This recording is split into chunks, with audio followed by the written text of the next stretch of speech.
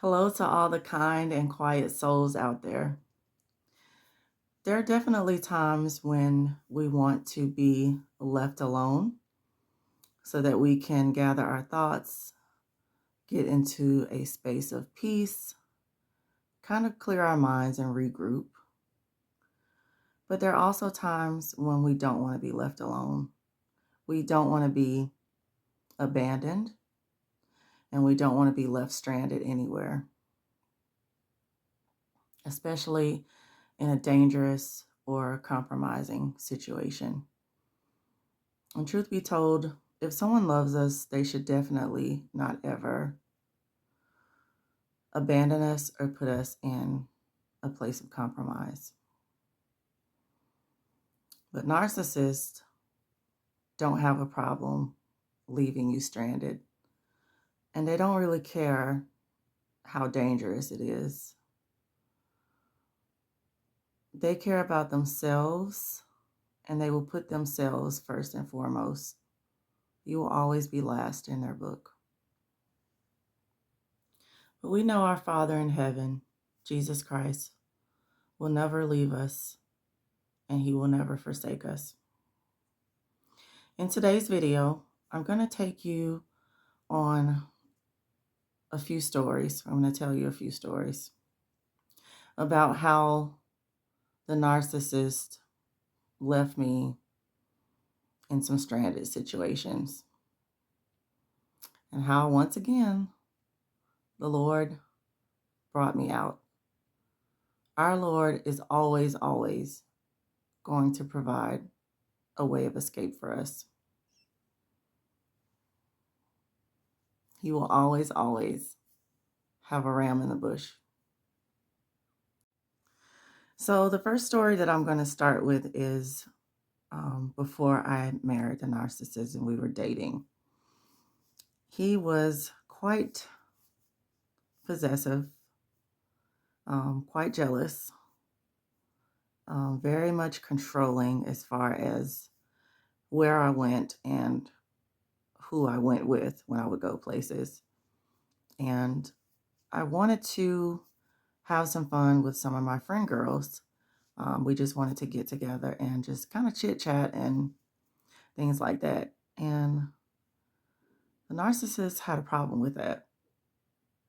And I remember I was on my way out of my apartment door to go with my friends. It was just three of us that we were hanging out together.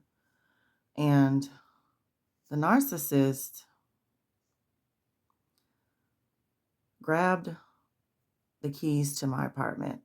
So it was my apartment key, my car key, and some other keys, my mailbox key. All of that was on, one keychain.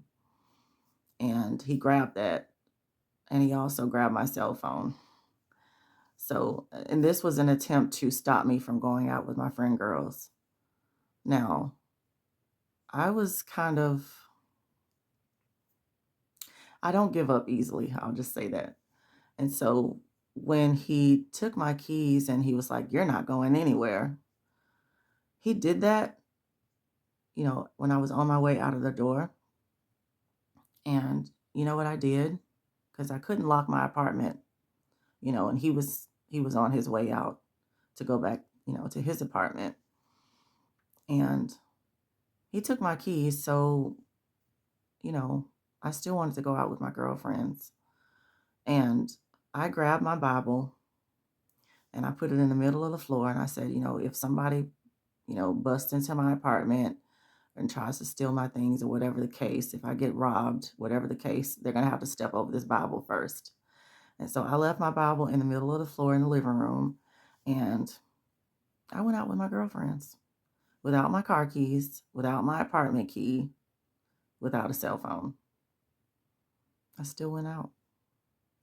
I was determined not to let the enemy get to me because I'd worked all week, and I wanted to have some me time. And so I did that. And I didn't let the narcissist take that from me. And I felt very proud of myself that I stood up in that way and that I didn't allow his intimidation tactic to intimidate me and get the best of me. The second story, we got married already and was still considered newlyweds, probably about 1 to 2 years into the marriage. And I wanted to go to the movies. I like to treat myself on the weekends, especially if I work 5 days a week. I want to do something a little bit fun, on the weekends. And so that was one thing that I like to do was watch movies. And so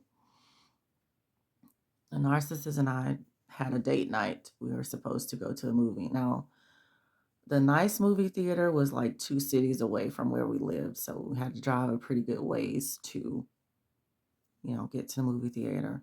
And we took my vehicle. And of course, the narcissist always insists to drive. So he drove us there.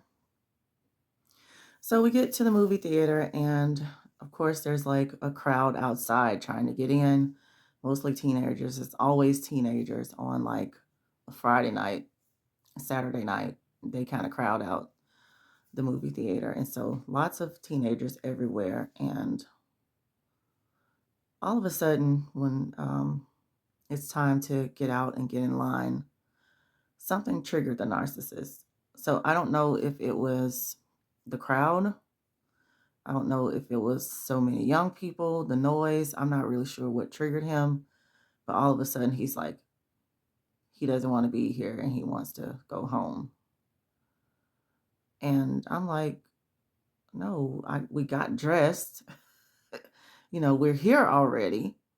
I don't want to be home. I want to be out enjoying myself in this movie that I had my mind and heart set on. And he just got really grumpy all of a sudden. To this day, I'm not really sure what happened or what triggered him, what upset him, but he disengaged. He was very disinterested all of a sudden.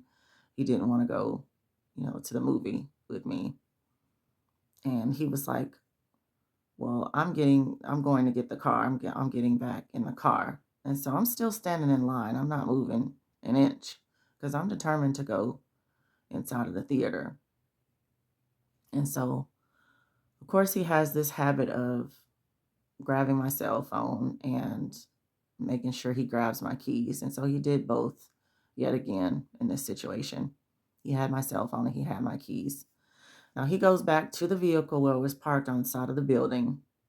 He drives around to the front of the movie theater, and I'm still standing in line to get a ticket to go into the movie. He honks his horn and motions for me to get in the vehicle.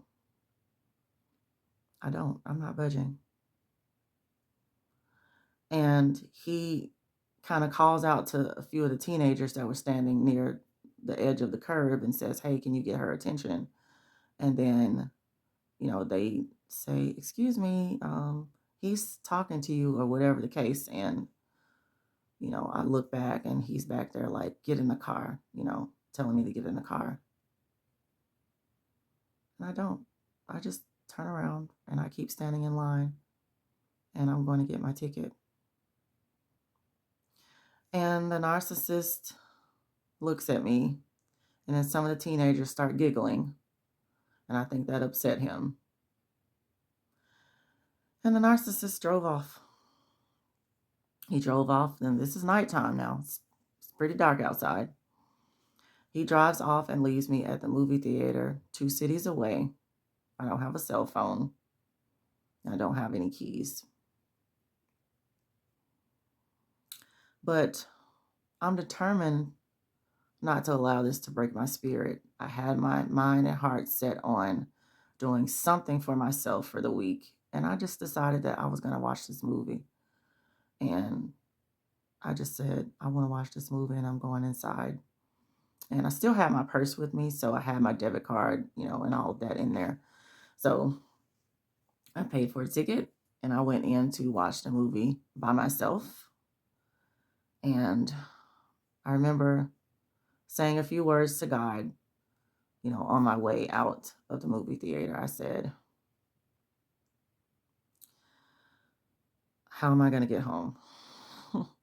I know that, And there was like a little glimmer of hope that he might be out there waiting on me, in a vehicle, but he wasn't. He wasn't. And, you know, I accepted that he wasn't out there. He wasn't going to come back to get me. And so I don't believe in coincidences. So I know it was God. There were police cars parked in front of the curb at the movie theater. Maybe it was one police car. And I went up to the officer and I said, "Excuse me, sir." And I told him exactly what happened. I said, "My husband left me at the movie theater. I don't have a cell phone. Can you please call me a cab?" And the police officer did just that. He called me a cab, and I waited outside of the movie theater. I waited on the cab, and the cab did come. And it wasn't Uber or anything back then, it was cabs. And I got in the cab, and uh, he drove me home 2 cities away. And it was very expensive, for that cab drive home.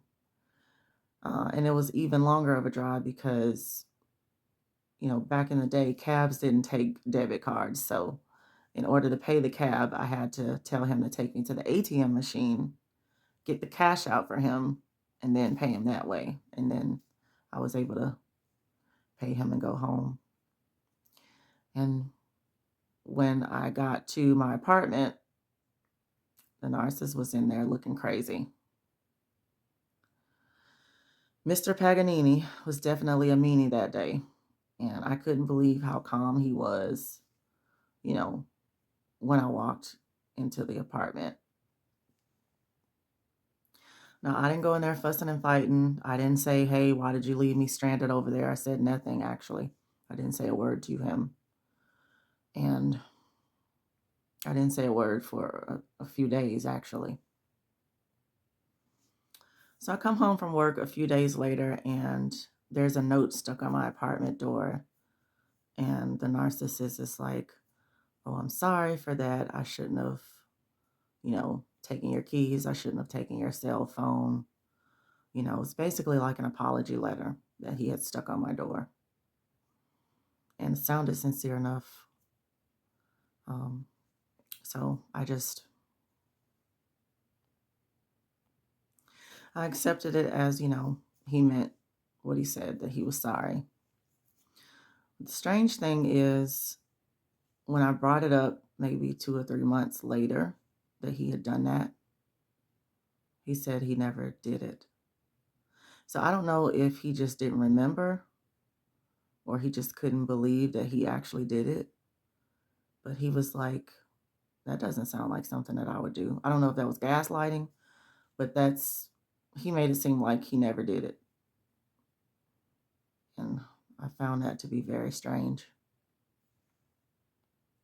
So here again, you're married, you feel like you don't have a covering, you feel like your spouse would allow any and everything to happen to you. Anything could have happened to me that night. There's a real possibility that I couldn't have or wouldn't have made it back home. I felt very vulnerable, to say the least. And I did have to stay calm, to get through it. You know, it was not a good feeling to be in that situation due to the actions and neglect from your own spouse. It also just made me feel like I didn't belong to anyone. Like no one was responsible for me, even though I knew that, being married, my spouse should have taken responsibility for me. I just felt completely alone and completely uncared for, to be honest with you.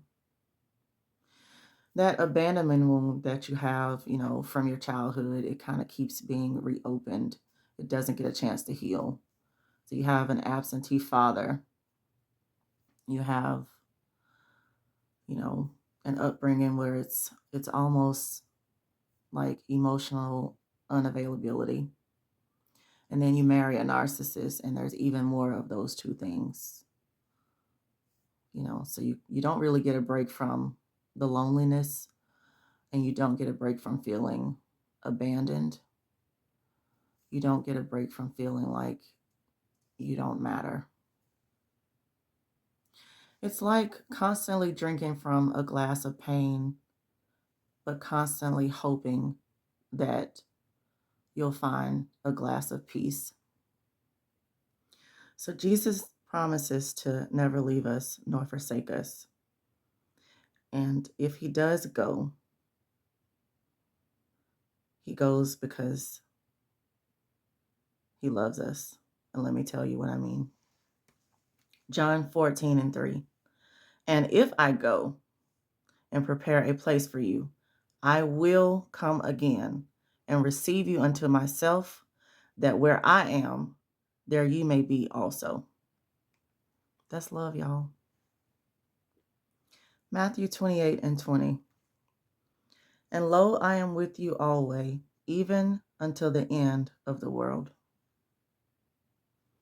John 10:28 and 29. I'll read 29. And no man is able to pluck them out of my Father's hand. So remember that it doesn't matter who leaves you, who abandons you. Just remember that you're never alone in Jesus. Jesus is the light. So always, therefore, walk in the light.